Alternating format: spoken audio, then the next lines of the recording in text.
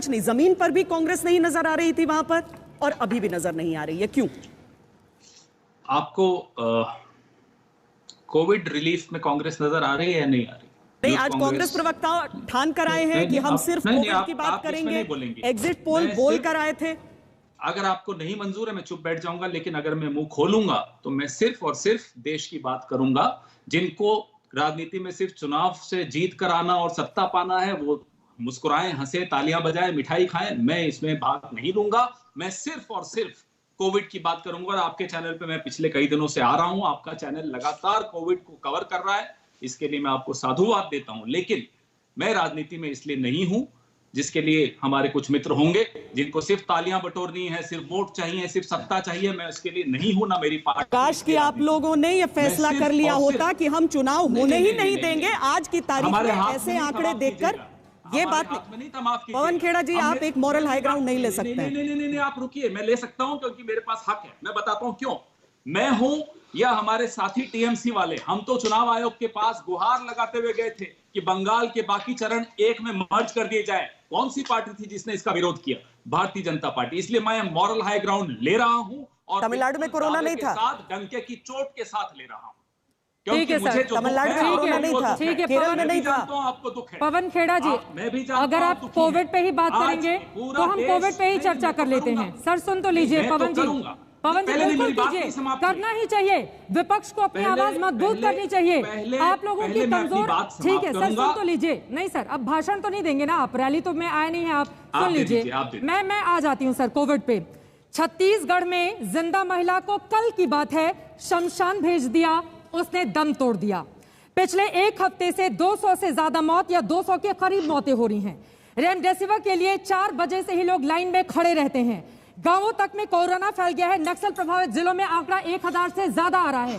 Sir आप अपने राज्यों का एग्जांपल दीजिए ना कि हमने कोरोना पे बहुत अच्छा काम किया है और बीजेपी को दोष दीजिए। सर नहीं सर, एक सेकेंड, आप बीजेपी को जितना कोसना हो कोसिए, लेकिन ये जो बड़े उसके साथ आप लोग आते हैं ना कि हम कोरोना पर बात करेंगे, तो सर अपने राज्य का एग्जांपल रखिए सामने। चलिए ना, बोलिए ना सर, छत्तीसगढ़ पे बिल्कुल बोलिए ना, शुरू कीजिए। शमशान भेज रहे हैं आप लोग। आने वाला 1 घंटा आप कृपया करके छत्तीसगढ़ से लेकर महाराष्ट्र, गुजरात, उत्तर प्रदेश, राजस्थान, पंजाब सब पर चर्चा करेंगी। एग्जिट पोल पे नहीं करेंगे। अगर आप ये वादा करती हैं, सर ये आप नहीं तय करेंगे, ये हमें किस पे चर्चा करना है, किस पे नहीं करना है।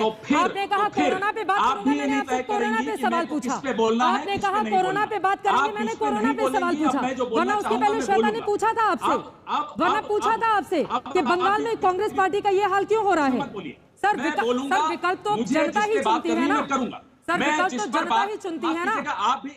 आप भी तय नहीं करेंगे कि मैं किस पे बोलना है, किस पे नहीं बोलना। सर आपने कहा कि हमसे कोरोना पे सवाल पूछे, मैंने कहा ठीक है सर आपसे कोरोना पे सवाल पूछ लेती हूँ। मैंने आपको छत्तीसगढ़ का आंकड़ा दे दिया सामने और आप यहाँ पर ज्ञान दिए जा रहे हैं। प्लीज पवन खेड़ा जी, आप इतने सीनियर हैं, आप इतना अच्छा भी बोलते हैं, आपकी बातें बहुत महत्वपूर्ण है और विपक्ष की मजबूत आवाज होनी चाहिए। सर माफ कीजिएगा, जो पत्रकार और जो जनता के तथाकथित आपके मोदी जी के समर्थक लोग पूछते थे कि विपक्ष कहां है, आज वो ढूंढ रहे हैं कि सरकार कहां है। इसलिए कम से कम विपक्ष कहां है कि टिप्पणी करना अब आप बंद कर दीजिए। सर आप छत्तीसगढ़ में विपक्ष में नहीं है सर, प्लीज आप कैसी बातें कर रहे हैं। अब आगे बढ़ते हैं, अब आगे बढ़ते हैं। रिजु दत्ता को आने दीजिए, जिनकी सरकार पर संकट मंडरा रहा है, उदासी भी देखने को मिल रही है उनके चेहरे पर। रिजु दत्ता दी, ये 2 चरणों में तो आप बीजेपी से काफी ज्यादा पीछे दिखाई दे रहे हैं, अगले 6 चरणों में लग रहा है कि बाजी पलट जाएगी। रिजु दत्ता। चित्रा जी, आप इतने वरिष्ठ पत्रकार हैं और संबित पात्रा का भी मैंने बातें सुना, तो पावर 10 ओवर का पावर प्ले का बैटिंग देख के क्या 50 ओवर का फाइनल स्कोर का कोई अंदाजा कर सकता है? ये तो बचपना वाला बात है। अब देखिए आगे आगे क्या होता है। और मैं सिर्फ यहाँ पर पवन खेड़ा जी मौजूद है, मैं पवन खेड़ा जी को एक ही चीज कहूंगा सर कि आपके पार्टी के यूथ मोर्चा के श्रीनिवास जी जैसे काम कर रहे हैं वो बहुत मतलब काबिले तारीफ है, हैट्स ऑफ टू हिम। पर ये एग्जिट पोल का बहस में मैं इतना ही कहूंगा कि ममता बनर्जी नंदीग्राम जीत रही है, ममता बनर्जी बंगाल जीत रही है और बहुमत से हम अपनी सरकार बनाएंगे। और प्रशांत किशोर जी का उन्होंने नाम लिया, मैं जिम्मेदारी के साथ कह सकता हूं ये प्रशांत किशोर जी हैं जिन्होंने इनकी बॉस को बचाया था 2011 में। तो प्रशांत किशोर जी में भरोसा करते हुए मैं बोलूंगा बीजेपी 100 का आंकड़ा पार नहीं कर पाएगी और ममता बनर्जी बहुमत से अपना सरकार बनाएगी पश्चिम बंगाल। तीसरी बात, इस समय आपको नहीं लग रहा है कि 2 चरण में अगर भारतीय जनता पार्टी लीड लेती हुई दिख रही है तो ये सही है, या फिर आपको लग रहा है कि आप बाकी चरणों का वेट करेंगे? नहीं मैडम, मैं आपको बता दूं कि आप अगर 2016, 2018, 2019 का आंकड़ा देखें वोट शेयर का, तो हमने अपना 40 से 43% पकड़ के रखा हुआ है। 2019 में जो इनको बढ़त मिला था वो नॉर्थ बंगाल, जंगल महल और मथुआ समुदाय के कुछ सीटों पे जहां इनका प्रभाव है वहां पर इनको बढ़त मिली थी। पर 2021 में, क्योंकि ममता बनर्जी बंगाल में मोदी जी से आज भी एक बड़ा चेहरा है, हमने अपनी जो जमीन हमसे छूट गई थी वो हमने वापस ले लिया है और वो आगे चल के, ये तो एग्जिट पोल है मैडम, आप 2 तारीख को आपको पता चल जाएगा असली रिजल्ट। संबित पात्रा जी, 2 चरण के ये नतीजे, 2 चरण तक, ये 2 क्या 4 चरण जब तक चुनाव वहां पर हुए हैं तब तक इतने विकराल रूप में कोरोना नजर नहीं आया था। उसके बाद जब नजर आना शुरू हुआ है उसके साथ ही